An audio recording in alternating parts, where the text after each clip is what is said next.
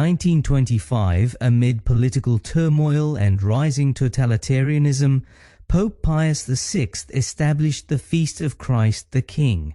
It was a call to the world to recognize a different kind of kingship, one not based on power and domination, but on love, justice, and peace. It was naturally ignored, and a little over a decade later, the evil of the self-centered man took center stage. Welcome to the Sebcast, where we turn our beloved stories on their heads, examining what history might have overlooked and discovering anew, all while growing together. So, what does it mean today to acknowledge Christ as King? Is it just a liturgical celebration, or is there a deeper invitation embedded in this title? Because the kingship of Christ is a different kind of rule. Traditionally, we see kings as rulers with power and authority, but the kingship of Christ is radically different. It is not a kingship of domination, but of service, not of power, but of self-sacrifice.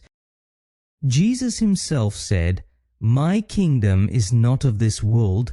His rule is not exercised through violence or coercion, but through love and grace. This kingship invites us to live differently, to be of service, to put others above ourselves, to pursue love and justice.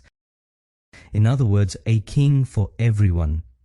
When we acknowledge Christ as King, we acknowledge not only his rule over individuals, but over all creation.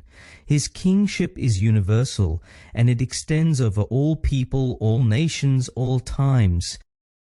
This universal kingship means that every aspect of our lives falls under his rule: our work, our relationships, our communities.